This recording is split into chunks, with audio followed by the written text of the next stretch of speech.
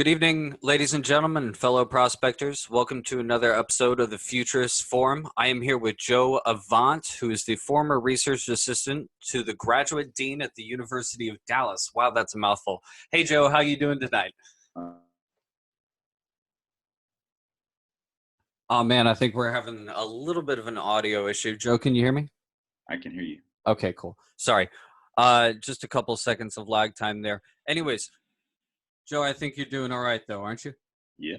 Excellent. Good. Okay. So what we're here to talk about on the Futurist Forum for today is the state of the nation, the future of our nation, the future of America, both socially, economically, governmentally, any way, shape, or form. We're here to talk about leading up to the future, what's going to happen. But first, Joe, if you could, can you just give us a little bit about your background, or a lot of it, however much you want, where you grew up, where you came from, what your background is, your education, what you're doing now, what you got going on.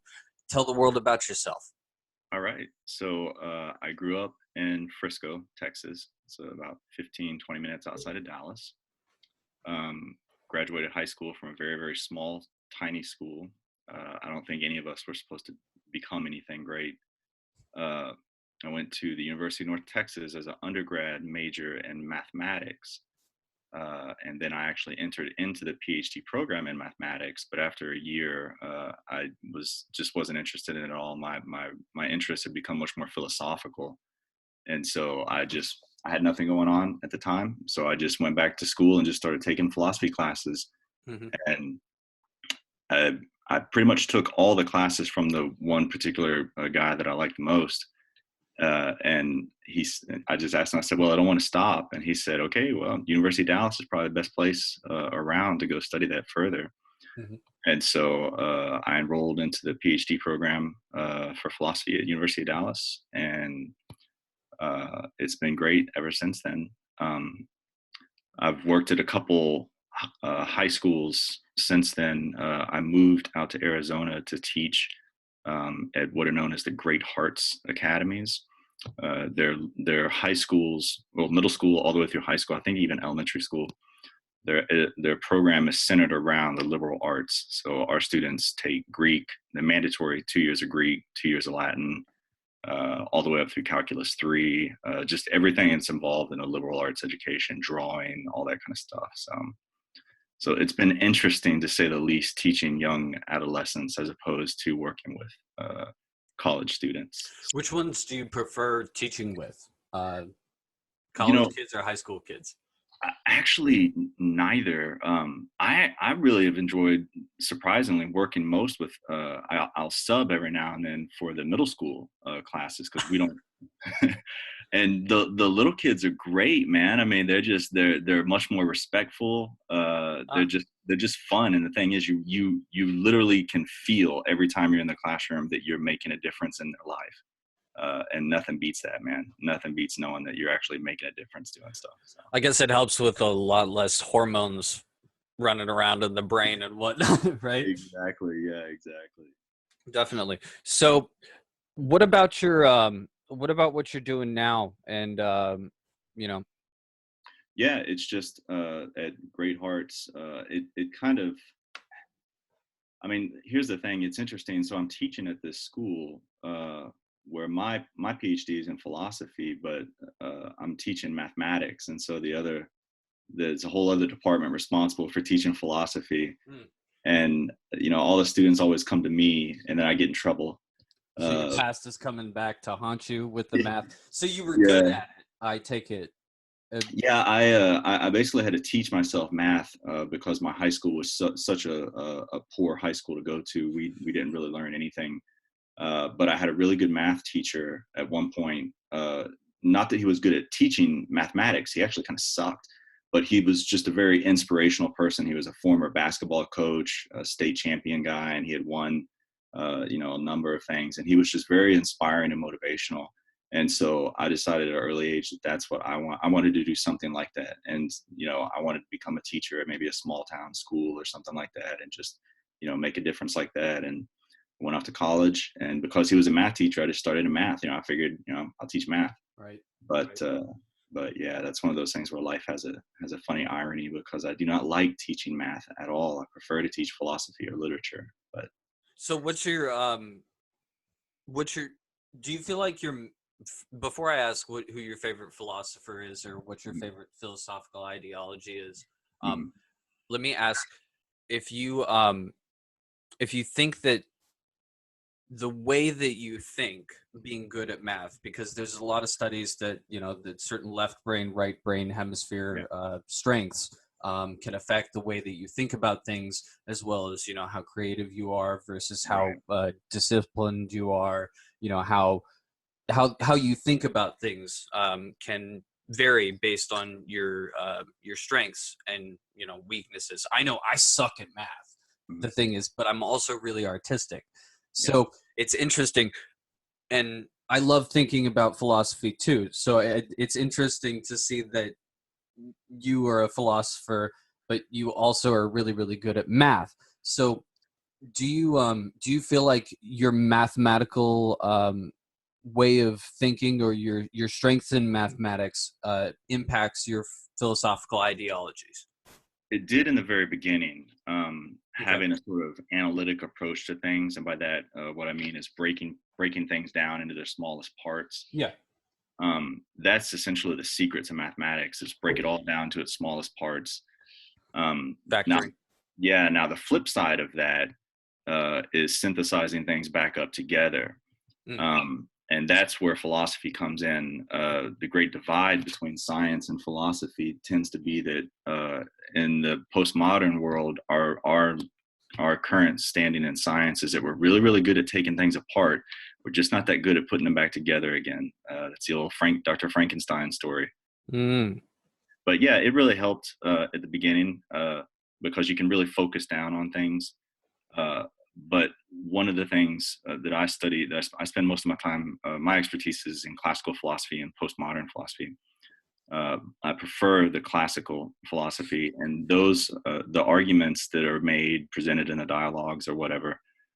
They're very, very complicated, and they don't really lend very well to being broken down into smaller pieces and everything. You really have to kind of keep an eye on the whole with the parts. So that's sort of where finally got away from mathematics. But Well, okay, so when you say that,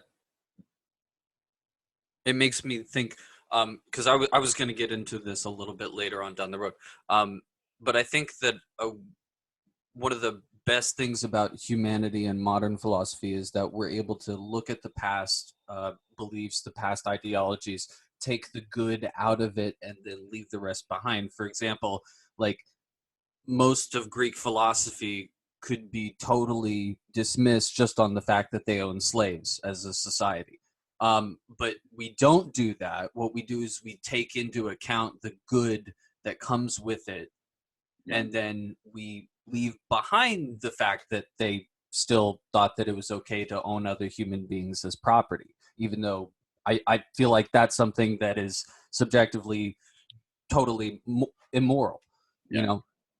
Yeah, I mean, it's interesting that you phrase it that way, because my area of expertise has to do with a whole school of thought that believes, from the postmodern perspective, the deepest issues in postmodern philosophy concern uh, the the critique of the entire Western philosophical tradition, as if we gotten off to a bad start and now we have to find our way through. Uh, and the school of thought that I'm essentially spending my days researching looks back at classical philosophy as our only guide to get through the postmodern challenges. Now, when you say classical, do you mean like Greek, Roman?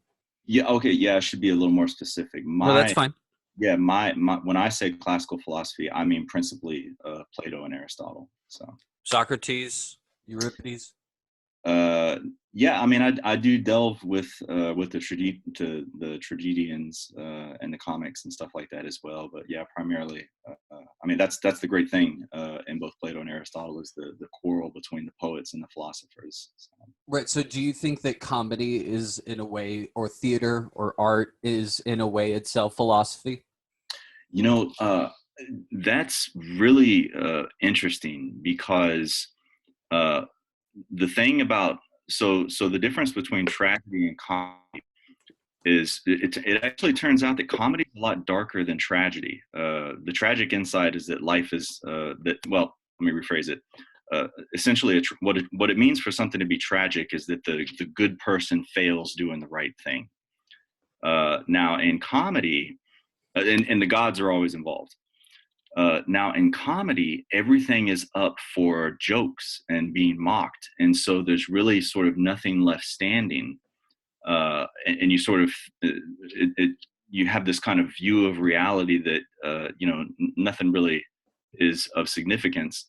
And I like to point people to things like The Simpsons, Hmm. Family Guy, all these kind of stuff. So, I mean, we sit back and we watch those and we laugh because there's a certain truth to it. We all recognize certain truths to some of the things we laugh about. You know, they'll show a cop as a pig, or he'll have pig-like features. Hmm.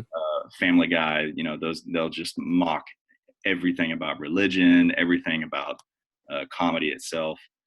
So yeah, comedy is actually, I would make the case, is much darker than tragedy. So, because at least with tragedy, the gods are still there, or And what? somebody else is to blame. Yeah, There's an agency that is out of our control that is to blame. yeah. I mean, you know, there's always a certain amount of blame that can be thrown on the primary characters. I think, for instance, of Oedipus. Uh, Well, you said it was about good people doing good and still failing. Right. Yeah. You know, Oedipus, it turns out, is actually they're trying to do the right thing, but there's usually always some kind of character flaw that they overlook about themselves, or in some cases, there really is just we are as Plato's as Plato's Athenian stranger in the laws says, we're merely the playthings of the gods. Sometimes that happens. Well, So that's a very Norse way of viewing things. Like they were very the Nordic gods like Woden and Thor and Freya and Loki and all these other gods.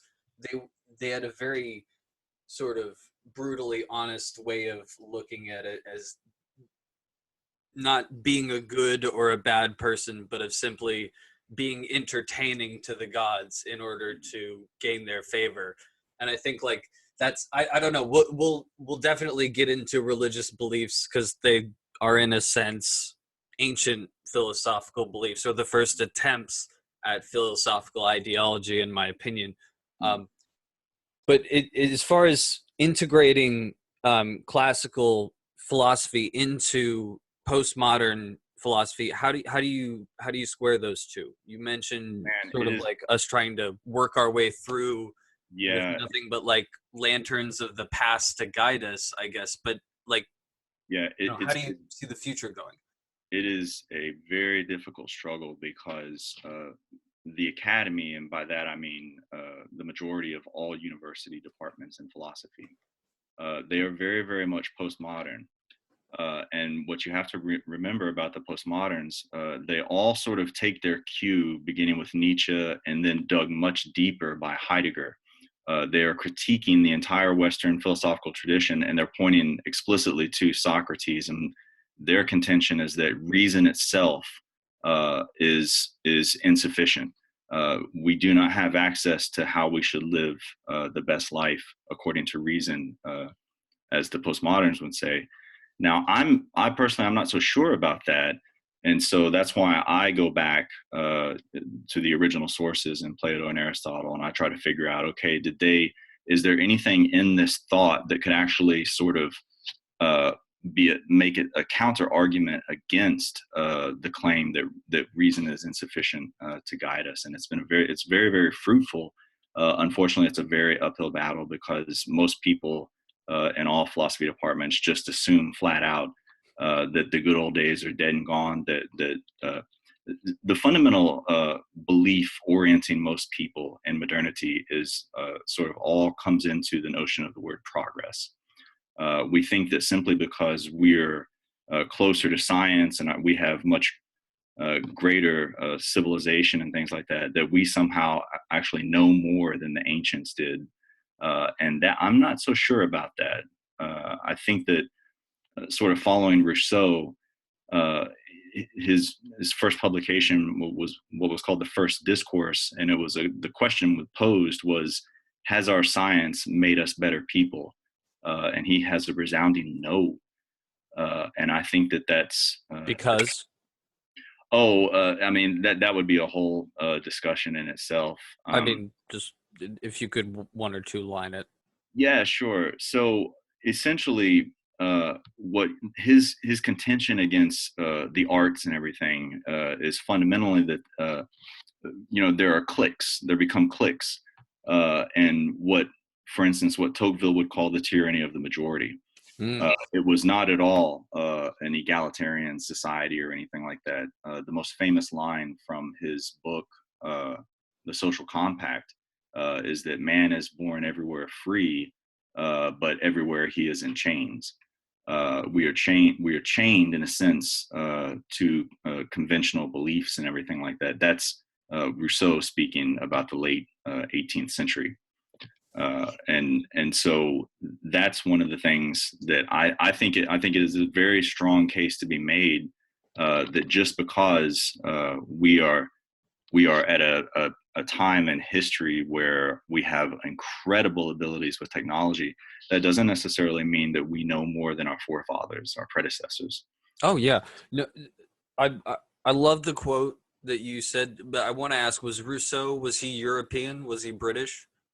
He was actually born in I want to Or was say, he French? Belgian? well, he was born in, oh gosh, I can't believe I'm forgetting this. We have the magic box. Consult the magic box. No, he was Swiss, but he spoke Swiss. French, and he spent most of his life in France. Uh, Rousscau. that's correct. Let's see. My magic box is being slow. Yeah. I like calling technology because the thing is, if anybody from like even 500 years ago, like if Newton, that's where most people like put a pin in the chronological line of human history and say this is where science started, this is how long humans have had science. If Yeah. Newton were alive today, he'd look at this thing and be like, what the hell is this? Oh, It's sure. Yeah, the advances we've been able to make. I mean, you think about, for instance, Newton. You're talking about, the 16th, 17th century. So you think about the collapse of Rome from like time zero, right? mm, Until 1600 years later, they had Newton. And now look at us, not even, 400 years later, we have gone exponentially with regard to our abilities in technology. So it's just amazing. And that's one of the things I think that points to the big question mark that we can put over the notion of progress, is that are you we think about slaves?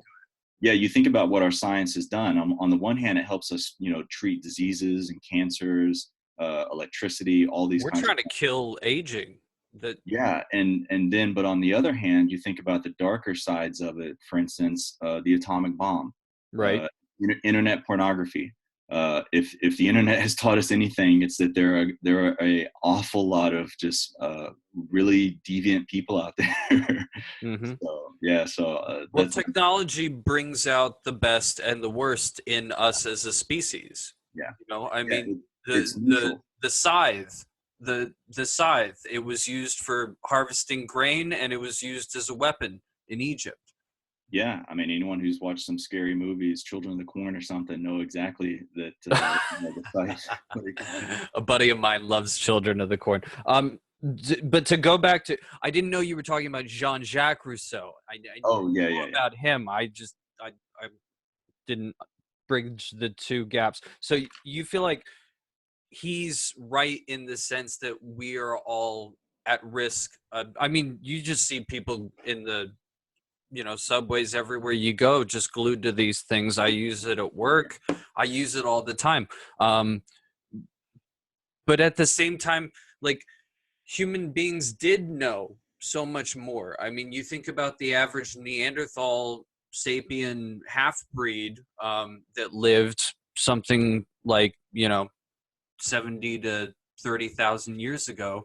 Yeah. He had no technology like we did, but at the same time, he could do more things with his hands, and he knew more about his environment. And I mean, there are still tribes today in Africa and in the Pacific Islands and in the Amazon that know more about you know life and real life, Yeah. and they have more stored information than they have access to global information, but that benefits them more.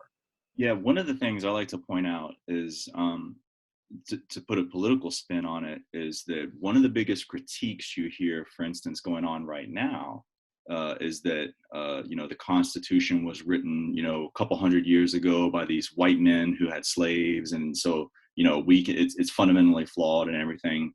They have, in other words, they have nothing to teach us. Mm. And the problem with that, though, is that if you really look into the writings of the founders and the framers, I mean, the authors of the Declaration of Independence, and the framers would be the authors of the Constitution. If you look at, these were incredibly educated people. I mean, they knew Oh yeah. Greek, they knew all. I mean, they had studied everything, and they were very, very. Most of them were very, very acutely aware of just exactly the kind of flaws that were happening. Things with slavery and stuff like that. So that's another sort of question mark I put over the notion of progress, because it's kind of too easy for people to say. You hear this phrase said an awful lot in politics: the wrong side of history, or the arc of history, as if somehow history is advancing towards some purposive end. And I don't know about that. I'm not too convinced, or let me rephrase it. I would not be quick to agree with that. It's a lot more complicated than that. So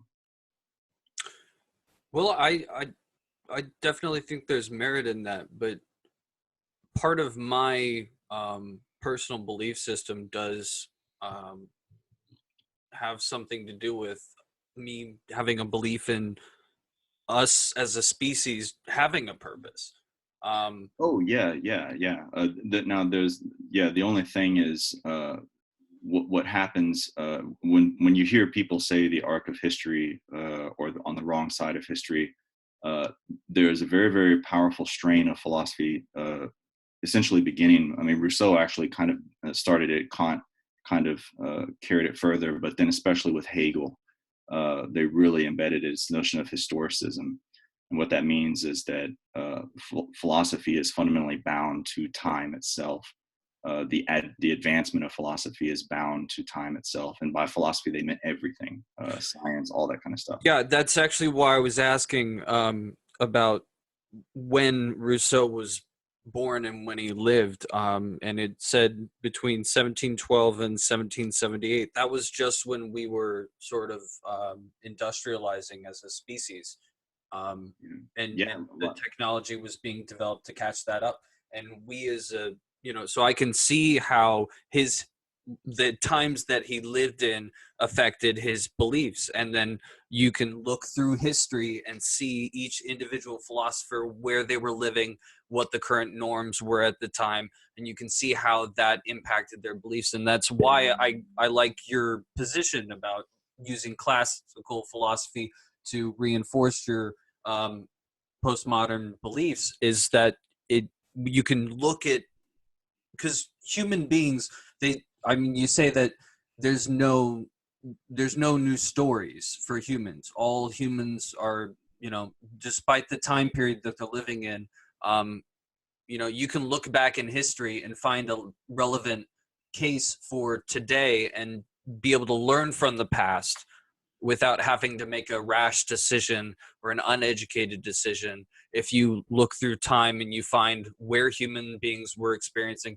I mean, personally, I feel like we're really, really close to the way World War II was shaping up yeah, as a nation in Germany.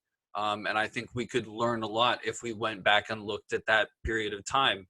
Um, yeah. The way I like to describe it to people is that human existence is essentially something like you drive in a car, and you're trying to go forward when all you have is the rear view mirror to look at. And that's essentially, I think. That's so great. That's so great. I love that one.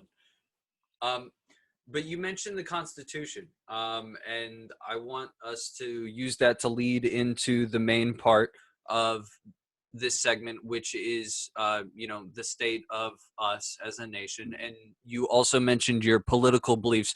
You used the term constitutional conservative. Can you break that down a little bit or a lot bit?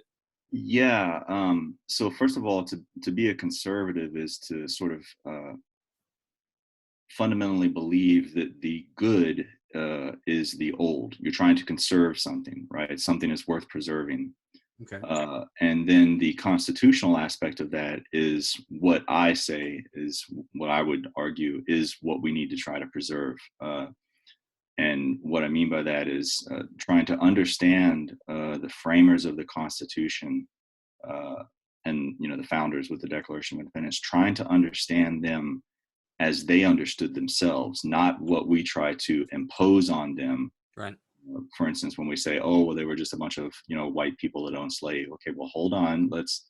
I think in any serious discussion, the best way I've ever heard it phrased is that in any serious discussion, you always have to begin with the premise that the other person is correct. That's the best way to read books, great books. For instance, if you're going to read any book on philosophy, you just say, okay, the best way to guard myself against biases as I read this book is to simply begin with the premise that this author has understood things better than I have, and then go from there.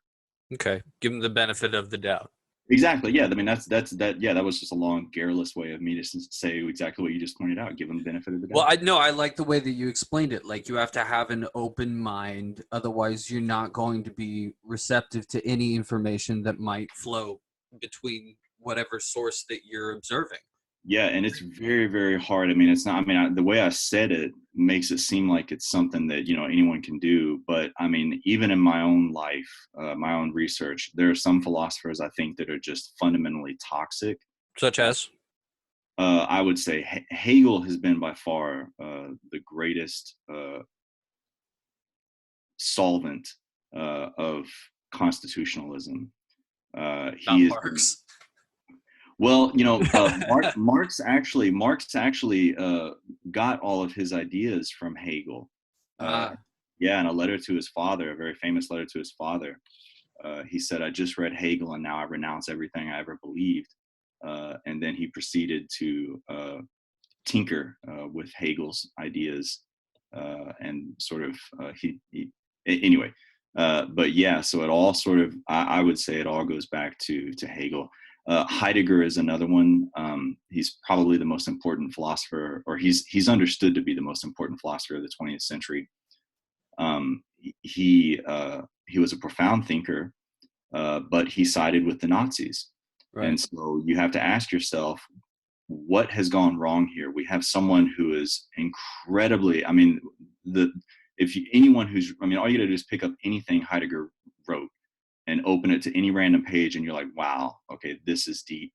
And you got to ask yourself, how is it possible that someone this intelligent could have signed on with the Nazis? So I have to guard myself from stuff like that. And also, it's just because postmodernism is is the fundamental critique that I battle with. Like, people that critique my research usually are always postmoderns. And so I have a sort of sensitivity to, as soon as they start talking, I'm like, oh God, it's another postmodern. Here we go. Okay, so can you like define according to your terms? Because I've seen a lot of people, define postmodernism in a couple different ways. Like, I've even heard different websites give different definitions. So what do you define postmodernism as? Yeah, here's the thing. Whenever you're talking about isms, you're painting in really broad strokes. That's what I don't like about categories. Yeah, so I always have to do qualifications. And so, for instance, when I said I'm a student of classical philosophy, I meant primarily Plato and Aristotle. Okay. And when I say postmodernism, what I mean is all of the thought beginning with Nietzsche and Heidegger. Those two people, I would say, uh, Lyotard wrote a very famous and influential book called The Postmodern Condition. He was sort of the first one to really get on the record of saying, okay, we are in postmodern times. And so let me tell you what that is. And essentially what I would say is that postmodernism is almost synonymous with relativism. That's not to say nihilism, though. Relativism is just the belief that we simply don't know what the good is. Everyone, and this is where we get words like worldview, perspective, things like that. In other words, and the word values, actually, that's a very, very important word. Most people don't realize that it's actually a bad word more than anything, because Max Weber was the one who really institutionalized the word values. And the reason he did that is because he was trying to be neutrally objective. And so when you hear people say, well, these are our values, what they're saying is that they're sort of granting the fact that many other people can have other values, and we're all sort of equally right or equally wrong. There's like who, in other words, this is the fundamental question of postmodernity. Who are we to judge, right? Who are we to judge? And that's where that's sort of speaking in relativism right there, because you're saying, I have no special claim to the truth, just like so and so has no special claim to the truth. And I mean, people who flat out deny there is no such thing as truth. Right. Yeah, I was good. That's your truth, right? They say, well, that's your truth, but here's my truth. And I'm like, be careful saying that, because you're committing yourself to certain premises that I'm not quite sure you fully understand. So. Right. So as far as I was going to ask, you don't believe in subjective versus objective truth? Well, there are a number of terms that get used in philosophy, and I'm guilty of slinging some around too. Okay. And I've never really liked the terms objective and subjective, because what about for morality? There's an overlay between the subjectivity and the objectivity, and the philosophical overlay that's very, very deep and complicated to understand. It begins essentially with Kant. Well, I mean, you could say Descartes, and it's how do we get knowledge of the outside world into our own brains, right? The mind body displacement. Okay. And where we stand right now is that you think, for instance, in physics, the Heisenberg uncertainty principle, just the mere fact of observation interferes with the objectivity of the experiment. Yeah. And so most people would grant that that's sort of where things stand. That's actually what the whole school of phenomenology is, existential phenomenologists. That's how they see things, is that we live our life in the world in a way that we're inextricable from it, because all the phenomena that we experience are also influenced by our own identity and things like that. So. I definitely agree with that, but at the same time, we are all, we're all genetically, biologically related. And like I was saying, there's no new story under the sun. And we all humans, anything that a human being can experience has possibly or probably been experienced by multiple human beings before, over the last 100 to 200,000 years that we've existed as a species. And so we can look back on history, like you say, like you use your classical history to reinforce your modern beliefs. We can look back on that and say, okay, well, there is such a thing, like, we can measure human suffering, and we can measure events like slavery, for example. The question, is it moral or immoral to own another human being as property? We can look back in history and say, yes, most of humanity, or most of civilized humanity, which I find to be ironic, most of civilized humanity did practice owning other humans as property. So somebody could say maybe that is moral because everybody was doing it, but somebody who, like, like me, I do believe in subjective versus objective morality. I don't think that it's moral to own human beings as property. So even though everybody did it for the last like 8 to 12,000 years, we don't really have evidence that hunter gatherers owned slaves. Just because they all did it, I don't think that made it moral. Just because everybody was. Yeah, yeah, I would agree with you on that. That's the biggest obstacle to nihilism. Nihilism is an extension of relativism. Not nihilism means it's not simply that we don't know what truth is. There's no such thing as truth. And one of the things I like to point out to people is I say, well, if you're going to believe that, then consider the situation of a woman who has been raped, just, and it ruined her life. She died alone, something like that. I don't think that anyone would ever honestly try to say that that's not necessarily a bad thing. And so there you have it right there. Once you say that something is bad or something is right, then you're committed to some sort of objectivity and the understanding of what you consider is the good or the beautiful or the just, things like this. Well, that's an interesting example because there wasn't really a lot of details. Like, what about that are you saying is potentially right or potentially wrong? Oh, the fact that I don't think that anyone would say, or well, we can take your example of slavery.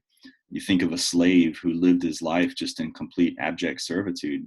It's hard to imagine anyone who would say that that's, not bad. And so when you say something like, There's a lot of people that do, though.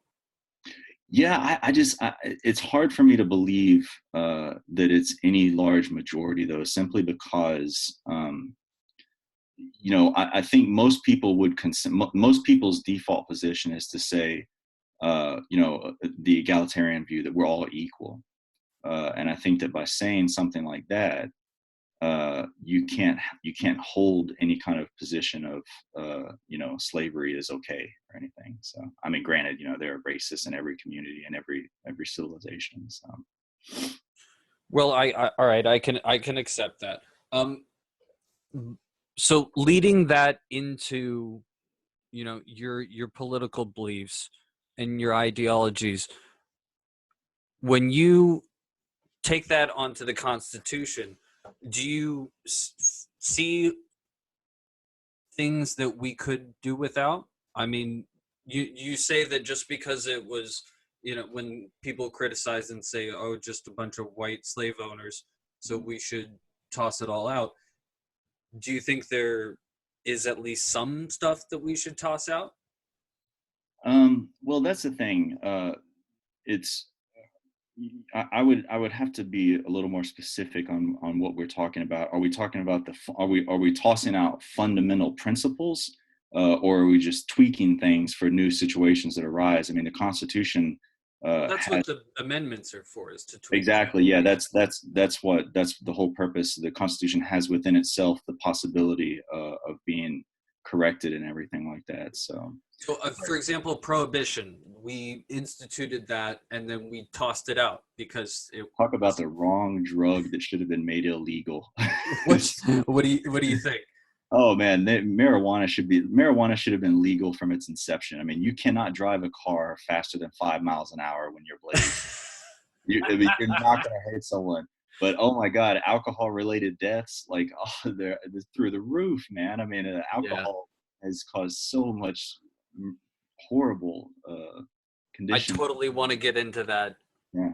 I shouldn't have mentioned that, but the prohibition point was that we instituted something and then we took it, we tossed it out. So that the prohibition, the ban on alcohol, was a constitutional amendment that was Mhm. written into the Constitution. So if we can take things that we don't like as a nation and toss it out, is there anything else in the Constitution that currently sits? Because I mean, I can think of two, just on just from what I know, and one of them is the reference to Native Americans being referred to as savages Mhm. in the initial bill, which was the letter to the king. Yeah. The colonists referred to natives as heathens and savages, and that Oh was yeah. one of the reasons why we were allowed to keep and Yeah, bear arms. and that actually gets to the core of a lot of what's going on with the immigration right now, because citizenship was not granted to Native Americans. It Yep. was they were explicitly not allowed, and and that's when you start talking about birthright citizenship. Um, they were born here before we were. Yeah, there were 73 million Native Americans in the Americas before Europeans got there. It was the world's worst genocide. But another constitutional thing that I think should be removed is the specification of the 13th Amendment. It does allow for slavery. If he's a criminal or if he's in debt, um, man or woman, actually. Hold on, I can pull up the exact wording of it. Um, it says 13th Amendment to the United States Constitution abolished slavery and involuntary servitude except as punishable for a crime. So there's a loophole in our nation's slavery laws. And Yeah, I mean, we have I more prisoners per capita than any other nation on this planet in the land of the free. It just bugs me.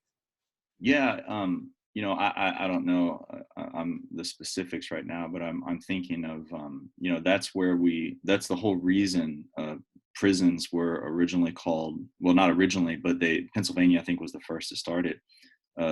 You would call a prison a penitentiary, and what they did is they isolated the prison in Pennsylvania had and the inmates literally isolated except for 1 hour a day to have some sun, and the purpose was that they spend the rest of their day repenting, hence the word penitentiary. So Wow.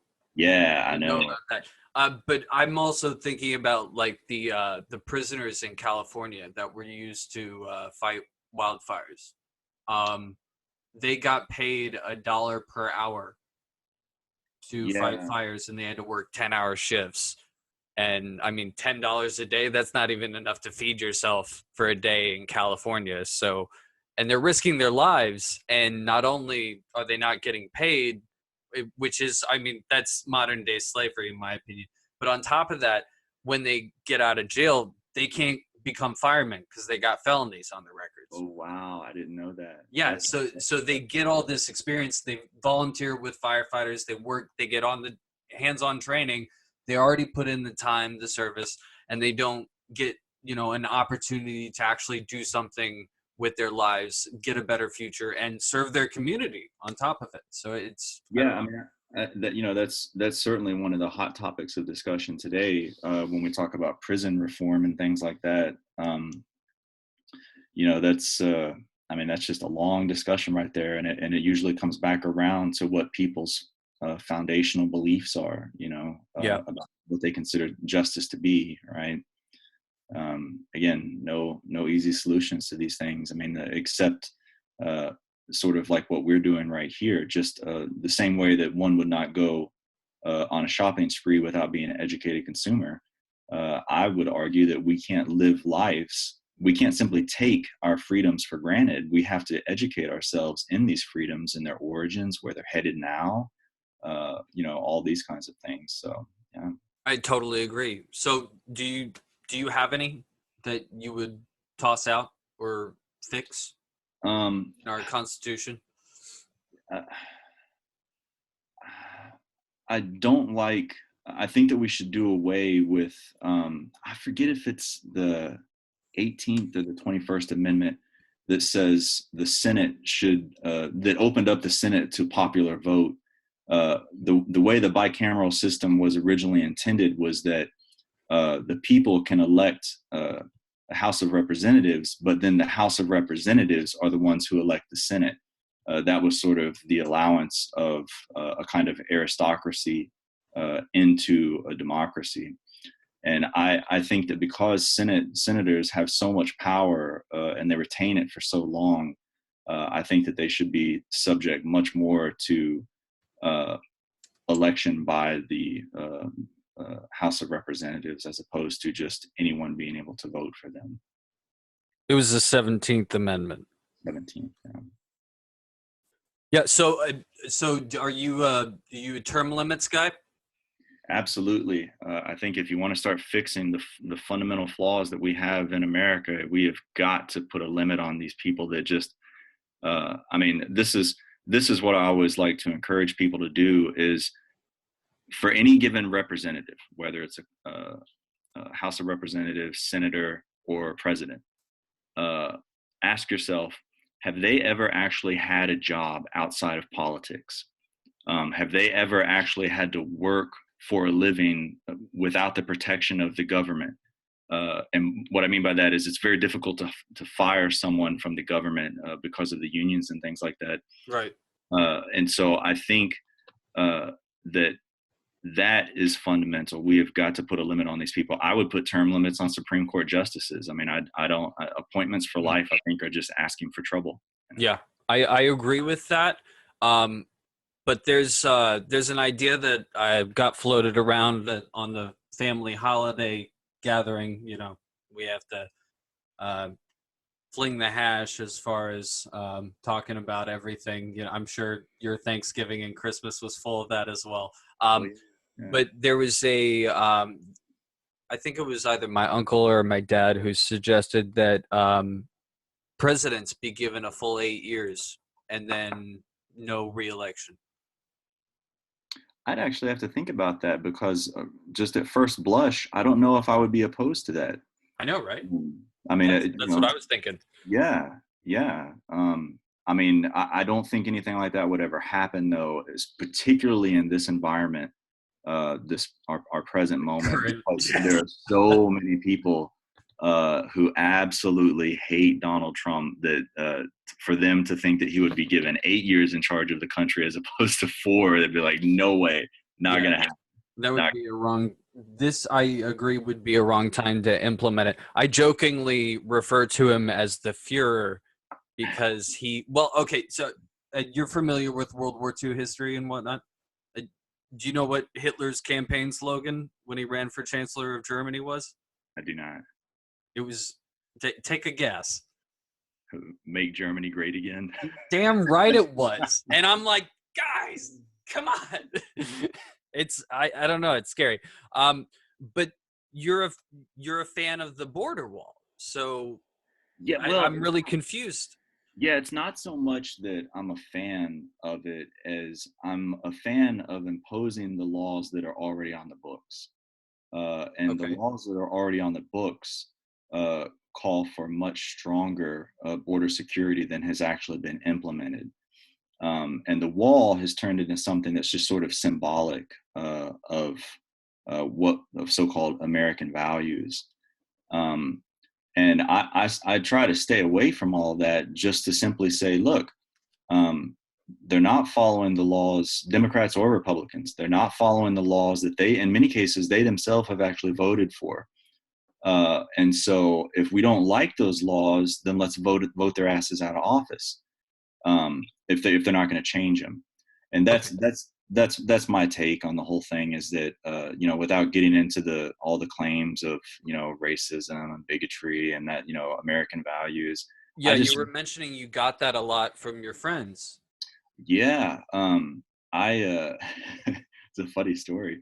The only argument, and it wasn't really an argument, but the only real disagreement I've ever had with my girlfriend was because she's very, very liberal, and she's a feminist, and she goes to the women's marches and everything. And she's also she's Muslim.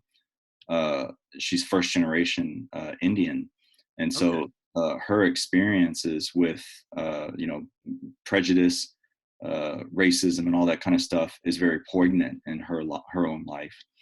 And she said something. So she likes to get very involved in politics.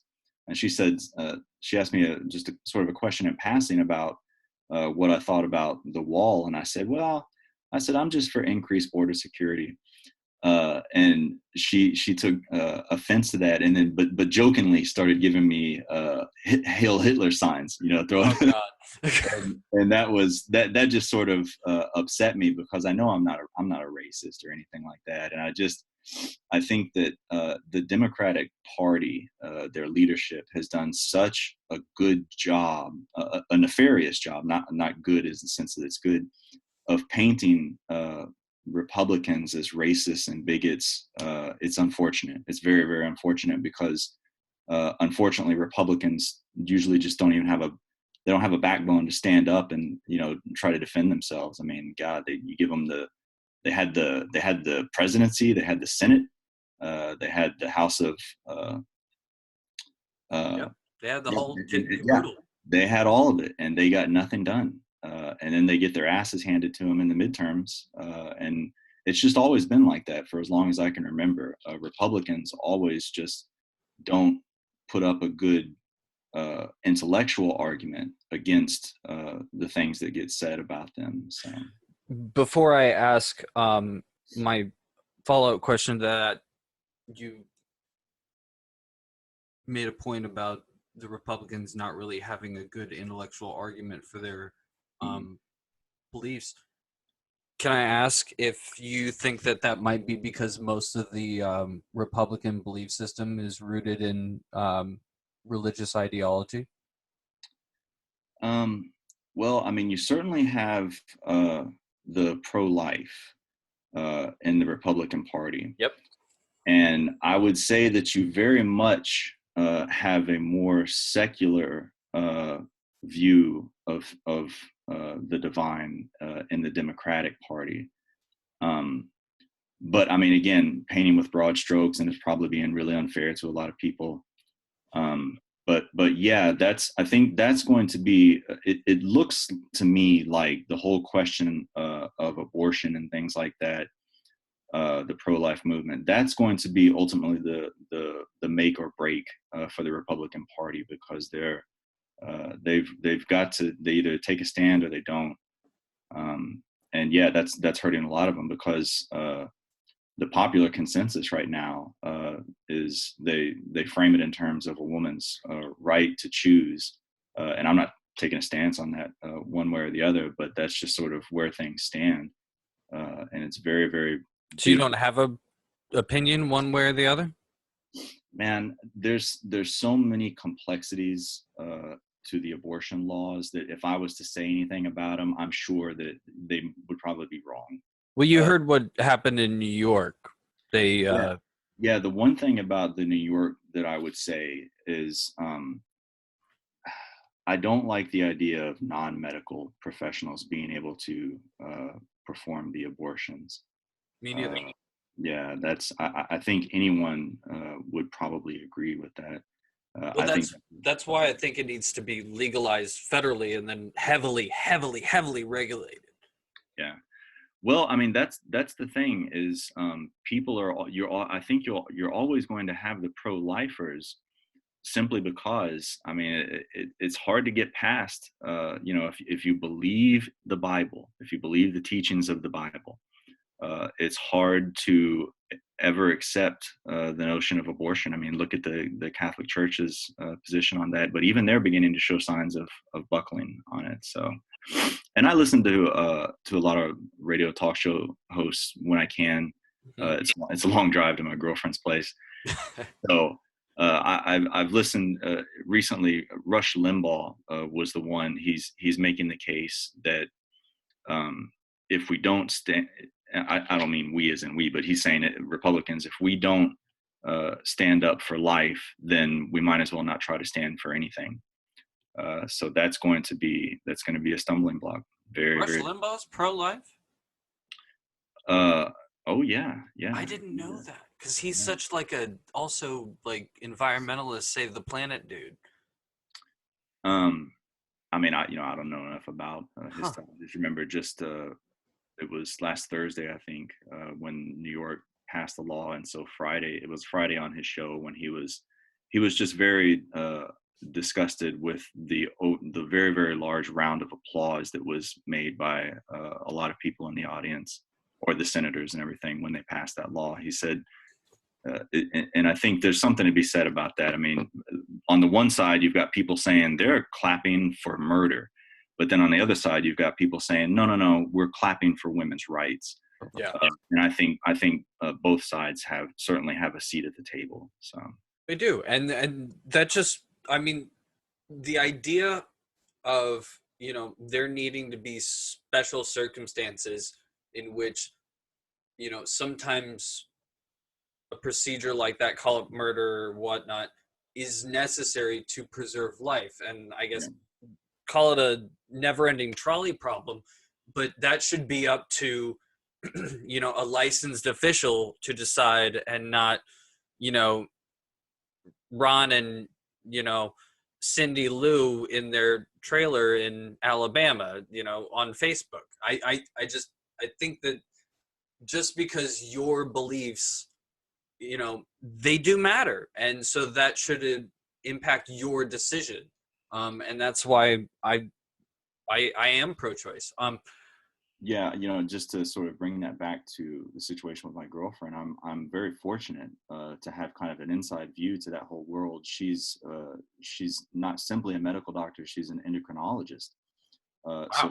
So she is the person responsible for doing the transgender types of things, and she makes a really good point whenever we talk about it.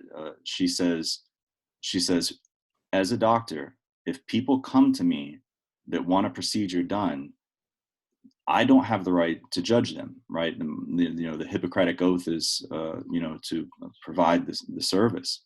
Mm-hmm. And she's got a really good point about that. And it comes back again to the question of the laws, right? You know, where ultimately these things are going to be decided in the courts. And so that's where things stand. But yeah, certainly, I mean, she's had such a better perspective than I probably ever could about, you know, things like bigotry and racism and all that stuff. A number of her friends are gay.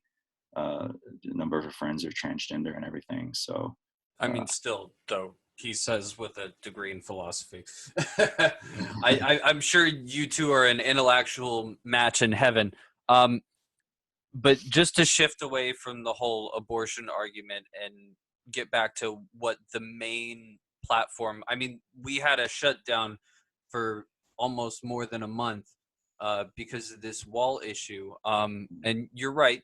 I agree that it is mainly a symbol, but most people, you know, the average person isn't thinking about it as a symbol. Like, they literally want a 21st century Great Wall of China. I mean, you saw that Facebook video that our mutual friend posted, and it was of, I think, a border wall on the tip of Spain and Portugal, in between Turkey, and it had like it looked like a death course for zombies. Like, it looked like it was designed to stop an invading army and not look like an actual port of immigration. And that's what that's what people who want this wall in their minds and support the idea of a wall, you know, think of when the idea of a wall is put forward. So when you say you want stricter border security, well, oh, not stricter. I mean, what I mean is actually enforce what's on right, the book already. right. Yeah. So what do you mean by that? And then what does that look like for in your mind when you think of Yeah. the whole border? You know, I don't know enough about the details of the actual laws and everything that they've voted on, but I know that the implementation of the things that they have voted on, like they've already, and this was years and years ago, and even many of the Democratic leadership right now all voted for you know, increase border patrols, more judges, things like that. A lot of, and they've all voted for much longer parts of the wall to be added and things like that. And they're simply not enforcing them. And I think it's one of those things where, again, you know, term limits could help solve something like this, because people, it's very easy for politicians to kick the can down the road, right? They Yeah. just, you know, they'll hem and they'll haw and they'll pass some kind of law, but then they know, you know, they don't necessarily have to enforce it. It's just, it's really unfortunate. And so here we are, right? Here we are, where we're finally at the kind of breaking point. And I think what the wall comes down to more than anything is it's not so much the wall itself. One of the things I like to tell people is I say, well, if you oppose the wall, I'll take you serious if you get rid of the fence in your backyard. Right. But People were storming Nancy Pelosi's house and trying to set up, I think, like some type of food operation, yeah, and like they tried to set up like a disaster relief camp in her backyard just to try and prove a point. Like, take down your own wall if you don't want one on the border. So yeah, that's yeah. But something you hold to. well, I mean, I would like to see. I don't honestly think that the leaders in either party who are saying things like, walls don't work and stuff, I don't think they honestly believe that, because this is sort of one of those common sense everyday lives in our own lives that we use things like this, right? I mean, we have garage doors, we have fences, because Right. that's the first line. And I saw, my girlfriend showed me a video of the former president of Mexico, Vicente Fox, sort of mocking Trump about the wall and stuff. And he said, we have now increased technology, and he holds up this sign, and it's a ladder, and it's kind of funny. But Right.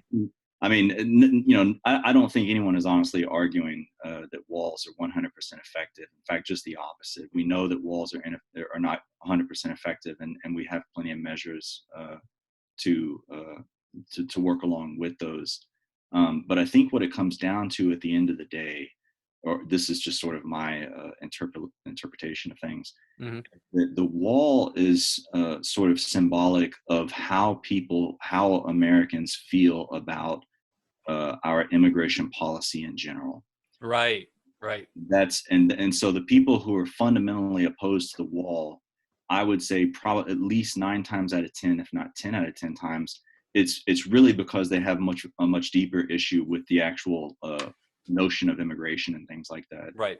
And same thing on the other side, right? The people who want the wall, typically, I would say, just we don't want any more immigrants over here, because I mean, the burden it places on the healthcare system, the all kinds of the consequences that they'll make arguments about, low skilled workers, Drugs stuff. and crime and Yeah, whatnot. yeah, Well, low skilled worker. Okay, so instead of saying border security, let's definitely tackle it as immigration. But first, I want to ask: do you see a distinction? Because again, you made the point, and protesters at Pelosi's house made the point of, we have garage doors, fences, walls around our property. Can you see the argument being rational as making a distinction between one's own personal property and one's own belongings and ownership that somebody might have in their property or their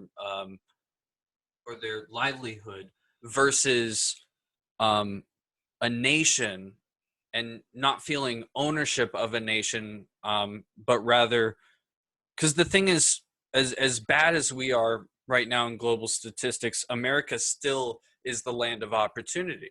And so yeah. I by mean, putting up a fence, around your property, that's not the same thing as putting up a fence around opportunity for other human beings in the world who don't have opportunity and want a better life. yeah, that's the real sort of humanitarian aspect of the whole issue, is that you know and this, you could even you could come at this from a biblical perspective. You could say, those who have been given more will be expected of them. And I certainly get that. My issue, though, is that I know there's a lot of criticisms about America floating around out there. Sometimes you turn the news on, you think that America is just a bad place to live, because they're saying, racists, bigots, homophobes, xenophobes, and they point out all of the terrible deeds that have happened in America. We had a civil war over slavery. The mass genocide of the original Native Americans. I mean, these are serious things, and I get that. But I like to say that we need to counterbalance those with all the good things that have come out of America. And I think that if you were to if you were to just stop immigration policy as it stands, the entire world would want to come to America because they all see the things that we take for granted and they desperately want them. But here's the thing. So the Declaration of Independence has essentially two fundamental criteria for just government. The first being the protection of natural rights. By natural rights, they meant the pursuit of life, liberty, and happiness. Yeah. And then the second criteria is consent. The government, and this comes directly from the saying that all men are created equal. If all men are created equal, then everyone has the right not to be ruled by somebody else. Right. And so when you transfer that to the notion of immigration, what you have is something like this. If you have a house and someone wants to come into your house and you're forced to allow them into your house, then you are no longer, that violates the principle of equality, because now you are no longer equal to that other person. They have a kind of mastery over you because you're violating the notion of consent. And so that's what comes around with the immigration policy is, to what extent do we have a right to decide who comes into this country and who doesn't? Right.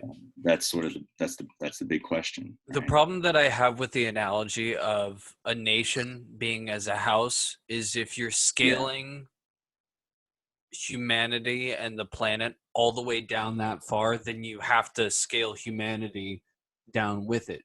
If you're going to compare a nation to a house, then all human beings are one big family. And it's not letting in a stranger into your house, it's letting in a family member.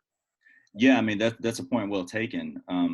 The fundamental premise in Plato's Republic is that the human soul and the city can be mapped on one to another, right? So the city is representative of the human soul, but it turns out that analogy falls apart really quickly, and it doesn't work because the human soul is not like a city. And so, yeah, that point is well taken. I guess all I would really be able to say is I'd have to wait for alternative positions to be advanced for me to say, okay, yeah, I agree with that. I find that more persuasive. Okay, so the immigration issue, let's just tackle it as an immigration issue.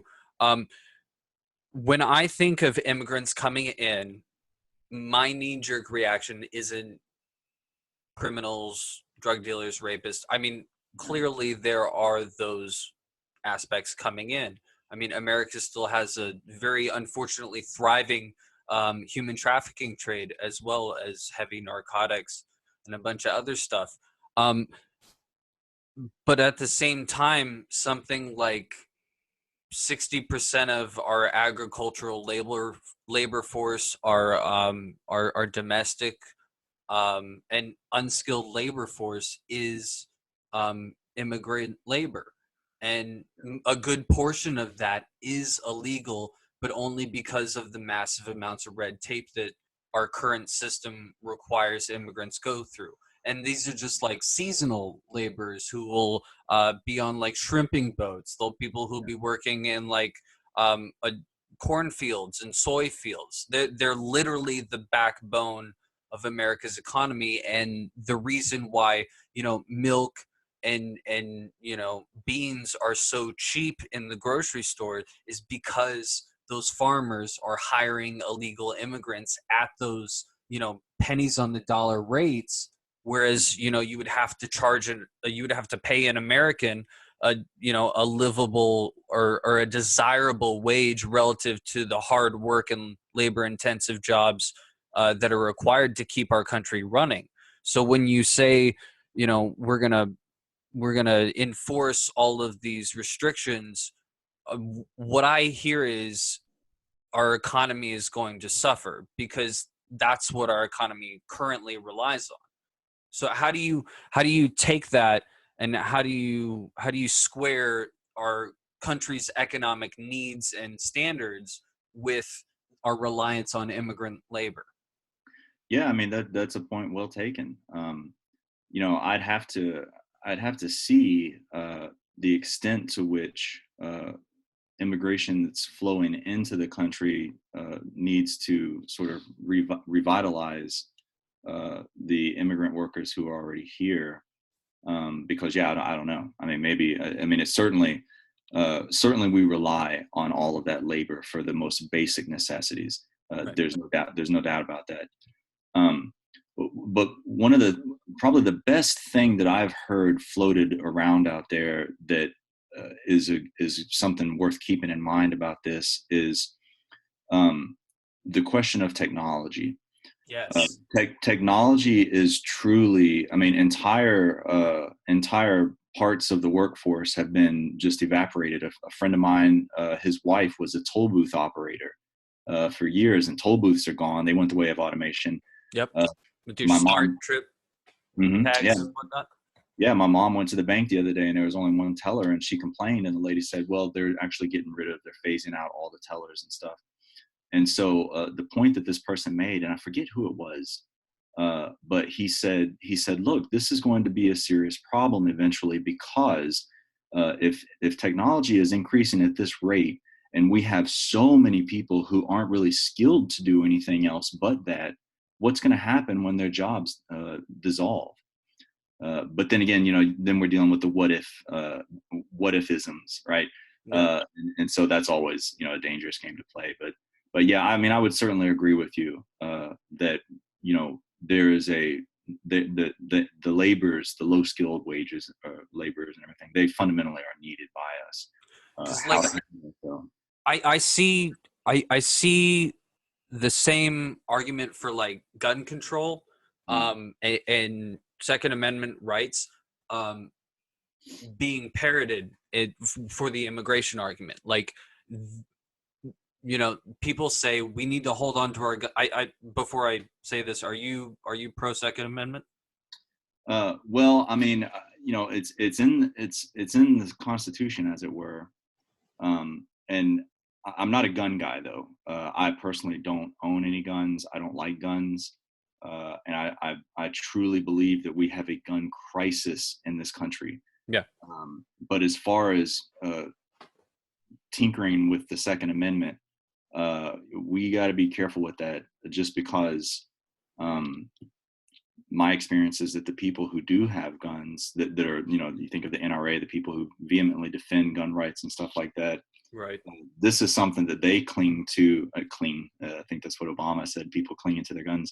But this is one of those things. This is one of those like the pro-life thing. It's sort of that determines their entire outlook on everything. And so, you know, Yeah. you'd have a very large section of them. And I live out here in Arizona, and we damn near got on every corner a tactical gun range. I mean, it's nothing but guns out here. And this state, this state alone, I think would revolt, you know, against any kind of Right. tinkering with all that kind of stuff. So Well, the argument is stopping good people from owning guns, like law-abiding gun owners taking away their guns isn't going to stop criminals from having guns, because the yeah, criminals are already doing everything to break the rules. And so by increasing the restrictions by which good people who are trying to live their lives, um, you know, and do the right thing. Because I really think with politics as an endeavor itself is the constant question of the difference between illegality and immorality. Because not everything that has been legal has been moral. Like slavery used to be totally fine. Child labor laws used to not exist because that was the norm. So when you're talking about, you know, taking guns away from good people, and you talk about, you know, restricting immigration for people who are just trying to make money for their families and, you know, actually strengthen our economy, I don't see affecting those people, or I don't see our regulations doing anything but harming those people and not affecting the people that we actually want, that we actually Exactly. see as a problem. Yeah, I would agree with you 100% on that.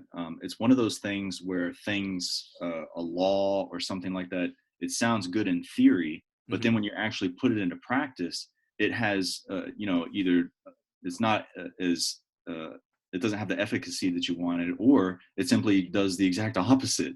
And I think that's that's really important in considering, the whole thing with the Second Amendment, is that all the laws that they're proposing, seems to me, would primarily have the detriment against the people that they're not even trying to target. So, Right. So when we're talking about border security, do you see? Well, you mentioned technology, but you didn't really mention it in the way that I thought you were going to. You mentioned automation. Um, do you see a possible future where it's not a wall, but it's a highly sophisticated tracking system? oh, definitely. I mean, for anyone to sort of put a limitation on what technology will provide us with would be, just not smart at all, because there's no telling. Um, but one thing I would say about that, and I just recently was made aware of this, is that many of the leaders in the Democratic Party who are vehemently opposed to the wall are saying, no, no, no, no, no, we need we should be investing the money in better technology and things like that. Uh, Drones, yeah. Now, tracking anklets. what I didn't realize is that the donor base for the Democratic Party, the lobbyists and everything, are so highly concentrated in Silicon Valley, it would blow your mind away. These are where the billionaires live. Oh yeah, Uh, yeah. and this is, I can't say this as a fact or anything, but it's hard to imagine that the Democratic leadership wouldn't realize that this is a kickback to their donors. And Oh yeah. because, and the thing about technology, every 2 years you get to redo it all over again because people have found a way to hack it or something. Hmm. And so I've recently become very, very suspicious of, when people talk about increased technology instead of a wall or anything like that. So you don't think it would be a feasible solution? Oh no, I certainly do. Yeah, I mean, in fact, I would, if our country survives, for the next 100 years, I would say things like, border walls and stuff, they won't exist in any fashion that we've understood them to be, right? I mean, they're going to be, I think of all these science fiction movies where they just have, poles every 50 feet or something like that, and there's some kind of, uh, way of monitoring whoever passes through or something like that. So, Right. They take a sample of your DNA as you pass through a field, and then your yeah, DNA is in the system. yeah. No, that would be crazy, but that would be more effective than tear gassing kids or putting them in internment camps. But you said something pretty alarming. If we survive as a nation in the next 100 years, this is the segment called the Futurist Forum, after all. So what do you think about that? Are you skeptical? Very much so. Why so? Well, I think that the position of Western civilization right now is one of decadence. Like Um, Rome? yeah, we will not be destroyed, from a foreign country or anything. We're going to destroy ourselves because of, just any number of reasons. I see, for instance, there seems to be a wholesale blindness to the failures of, for instance, socialism, and thinking that somehow, uh, see, this is the problem with, and this is, you get into Marx and stuff like that. Yep. They never ever critique the theory. They always critique the implementation. They say, well, no, Venezuela just did it wrong. We can do it better than them. Or, Greece has done it wrong, or Spain has done it wrong. We can do it better than them. And I just don't, I don't see how anyone who understands the long-term consequences of things like socialism, I don't see how they don't see that it's not a viable thing. Just and I don't mean and I say this without any concern to the humanitarian effort. I completely get that. That's why it's so attractive, is because it is an incredibly charitable form of government to embrace. Unfortunately, the programs of paying for all of this they don't exist. We don't have enough money to pay that kind of stuff. Uh, Well, when you say we don't have that kind of money, you mean like as a nation, right? yeah, as a nation, I mean, we're already a couple. I think 14, 5 trillion in I think it debt. was 14 trillion. But I mean, 14. we're spending more than any other nation, more than the top 14 or I don't remember what number it is, but there's a ranking of military budgets per nation, Oh yeah, and yeah, we're spending more than like the top 10 at least nations combined on military per year. So when we say like, oh, we can't afford, healthcare for everybody or everybody to have a college education or for Flint to have clean water, I'm like, yeah, but we can afford 19 new aircraft carriers this year, and those yeah, billionaires get their tax breaks, and I don't know. I feel like it's not a matter of that we can't afford it. It's just that we as like our who we voted for or who's in power right now decided that it's not a priority. yeah. I would agree with you on that. I think that's my biggest concern with the the increase in the size of government. That the left, the progressives, are usually pushing. You've got to, if you're going to have universal health care, you're going to have a whole department to manage all of these things, for all of these things. So government gets bigger and bigger and bigger. And that is just usually what happens when government increases is there's government waste. I think Right. I was talking with my mom recently about the furloughed workers and stuff because of the shutdown, Hmm. and I think there's like they're saying there's something like 800,000. I said, well, Mom, I said, do you know how many people work for the government? And she goes, I don't know. I said, roughly 23 million people work for the government, Right. and and that comes back around to why I always emphasize the Constitution, is because the both the founders and the framers did not like the idea of an all expansive government that could intrude into our lives and things like that.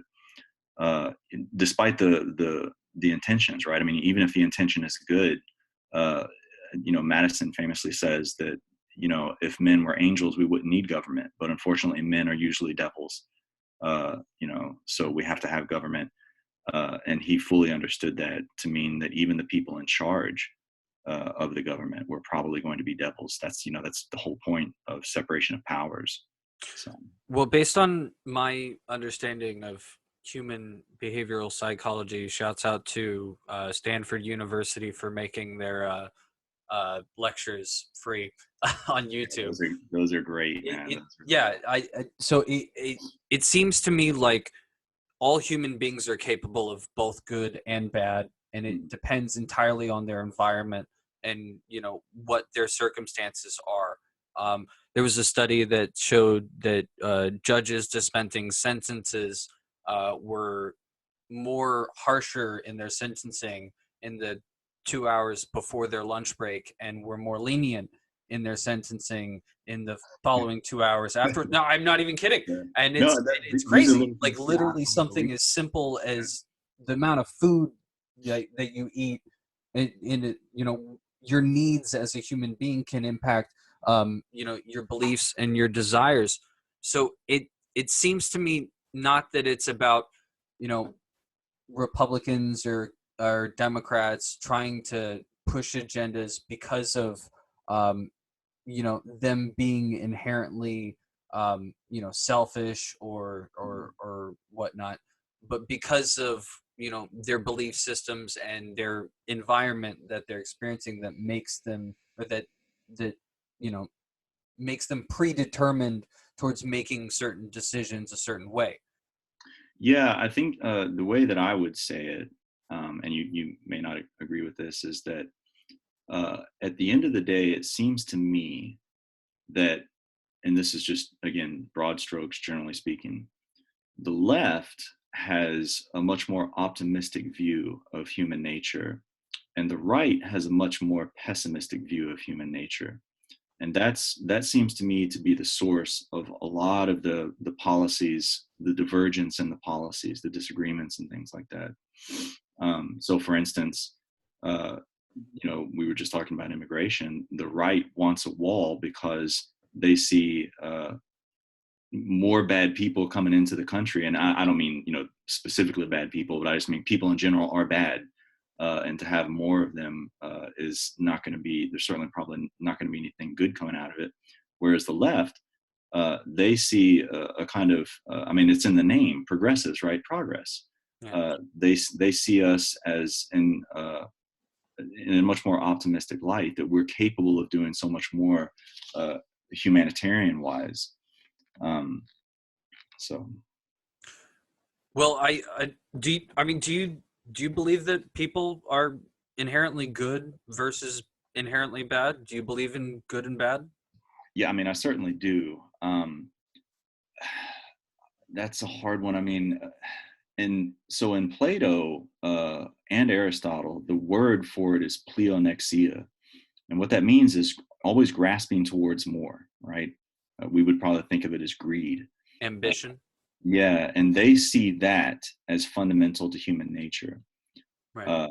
And that was the view taken by the founders and the framers, was that men, I say men, but human beings Right. always gravitate more towards taking what is not their own and making it their own. But then again, see, I know I believe that I'm a very good person. So I know that, so what would make me different than that, right? And so I have a lot of sympathy for those people who have an optimistic view of human nature. I think if I had to side at the end of the day, I would say that I would side with the view that pleonexia is part of human nature. If you Right. just look at history, that's history is a slaughter bench. I would agree with that, but I I look at it from, because humans, as much as we like to think that we aren't, and we're definitely more advanced than any other species of animal, we're still animals. Yeah. We're driven by basic biological functions: desire to mate, find shelter, have food, reproduce, and care for our young. And acquiring resources, and taking stuff that might not be ours and making it ours, um, that to me is simply a symptom of our biological natures, and our instincts and our desires. And part of our humanity is us wrestling with that and taming it, and instead of just being driven by it, using it to our advantage. Yeah. I don't know if that lines up with your philosophy. No, um, I would agree with that. I would absolutely agree with that.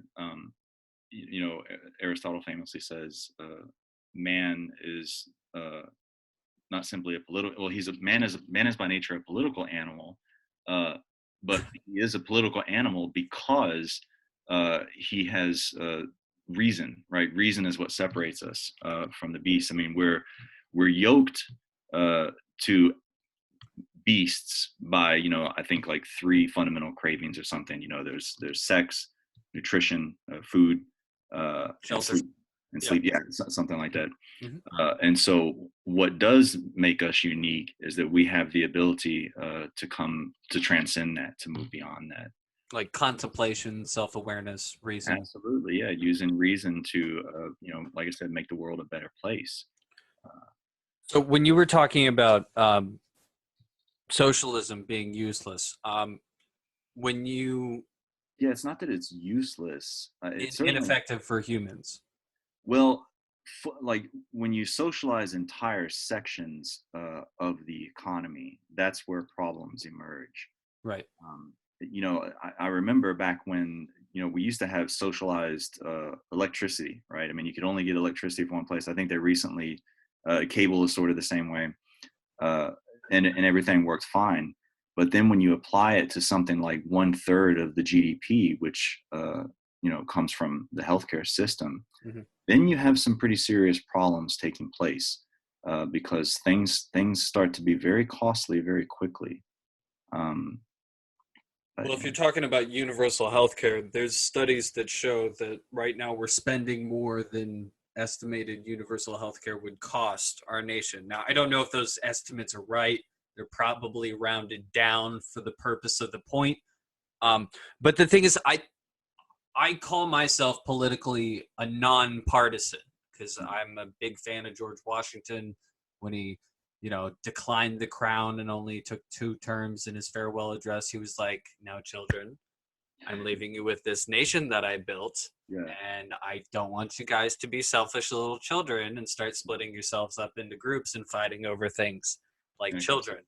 and of And course we that's the first thing literally didn't even make it to yeah, Madison yeah. before we had the Whigs and the Republicans. So it's I think that there needs to be balance.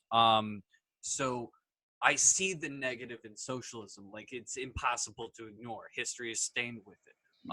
But at the same time, I believe fundamentally that capitalism left to its devices, capitalism is not an ethical philosophy. It's not it that's not the point of it.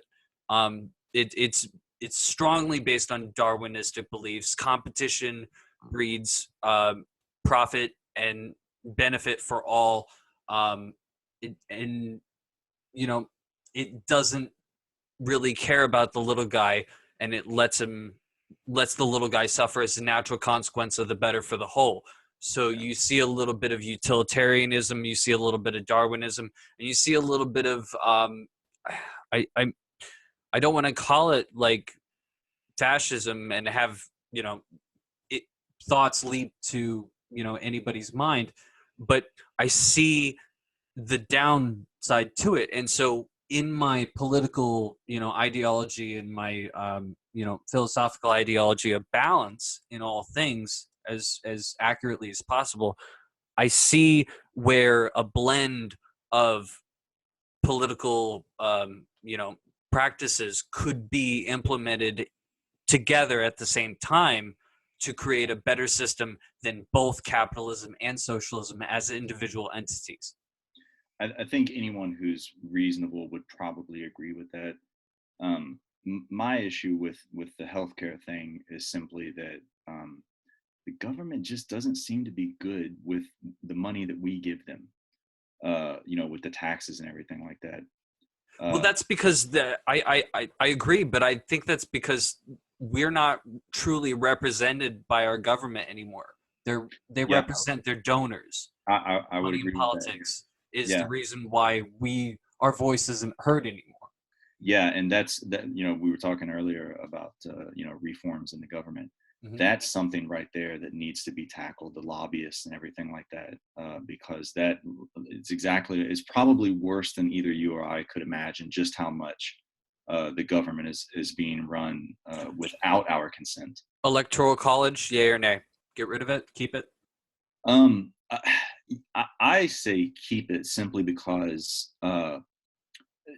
you there are fundamental dangers to direct democracy, because then what you have is a kind of mob rule. If you just have power in numbers, then you could get away with some pretty awful things. Yeah, I agree, but I don't like that. I don't like that the words mob rule. It's insulting because technically you and I and anybody who's watching this, we're part of the mob. We're not in the Yeah. 1%. We're not, American wealth or European royalty or, former KGB. So when you say mob rule, what I hear and what I interpret from that is that the average person is too uninformed or too uneducated to make a rational or a reasonable decision for their own good. And in the 21st century, I don't think that's the case. Like even homeless people have cell phones with access to more information than Newton or Copernicus ever did. And so, yeah, some people use that device to look at porn and cat videos, but anybody could, assuming it was important to them, become educated on stuff that mattered to them literally at the speed of electricity.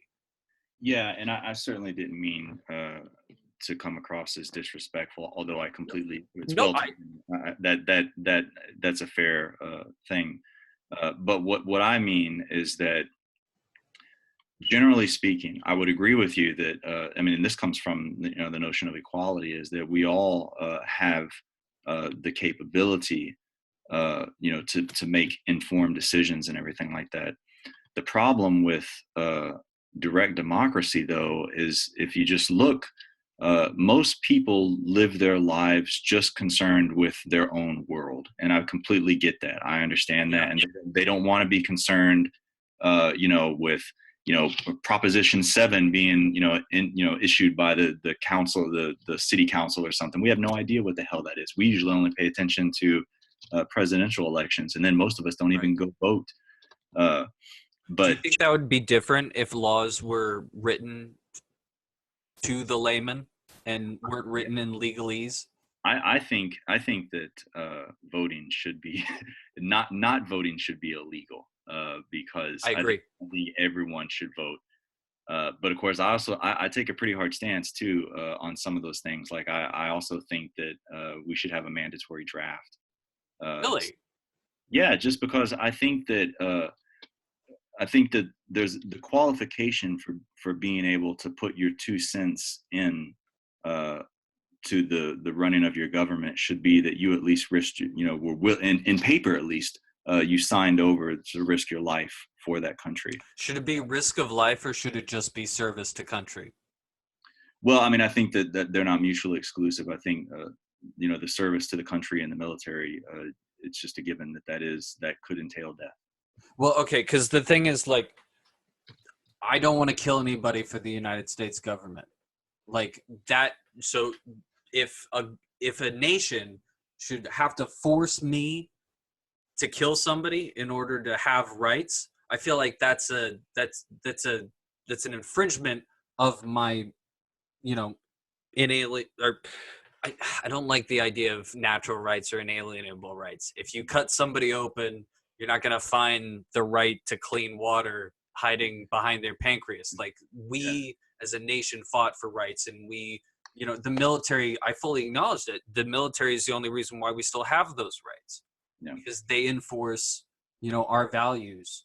Otherwise we wouldn't have, police enforce our values every day. So I do have respect for military personnel and for law enforcement, but at the same time, I don't want to kill anybody, Yeah, I mean, and that's a serious concern, and this is, of course, this is something I have to think about more. But I think my point generally would be that I just think that people somehow need to have put skin in the game, to be able to participate in any kind of government that requires consent. So there needs to be investment, personal investment. Yeah, and that doesn't entail military service. Maybe it could be something serving the community or something like that. Just something, right?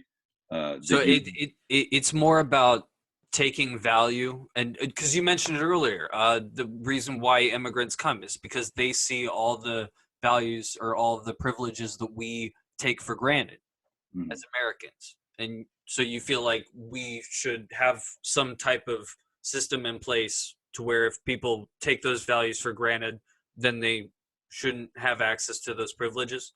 Yeah, that's a really good way of saying it, is that there needs to be something in place to wake us from our slumbers of what we take for granted, for the largest, for what I would say is the most important aspect of our daily lives that we never really see, and that's our government, right? That's what our government's doing, the decisions it's making, the laws it's writing for us, and stuff like that. So I agree. I wouldn't want to be, killing people in some other person's country, just so I can be able to vote for who's in charge of my country. Yeah, I should probably tone that back a little bit, because I'm thinking about that too, and it would. I mean, I'd cook on a Navy vessel, I would do paperwork, I guess. I'd help other people with counseling. I can think of 10 different military jobs that I could potentially hold, but I don't know. I really like this. Yeah. I couldn't go with your hairstyle, Joe. I'm sorry. Hey, I don't like going with my hairstyle. I would do anything to have my flowing locks back, but you're yeah, gonna have to show us a photo of you as a younger man. yeah. Well, listen, Joe, this has been absolutely fantastic. I really, really enjoyed getting to share ideas and beliefs with you. I feel like though we disagree with a few things, there's a lot more that we share common ground on. Mm. And I really appreciated the opportunity to get to flesh out these beliefs and these ideas with you. Yeah, Um, I just want to say thank you again, for giving me the opportunity to share my thoughts. One of the funny thing about the study of philosophy is I usually tell people that if you want to define what the philosopher is, he's someone searching for friends to discuss ideas with, uh, and that and that call me a philosopher then. exactly right. I mean, I think that you just can't beat good discussion, and so thank you so much, for making me a part of this and everything. So. Yeah, thank you very much, Joe. It was a real pleasure. And thank you, fellow viewers, for tuning in to another episode of the Futurist Forum. We'll see you guys next time. Take care.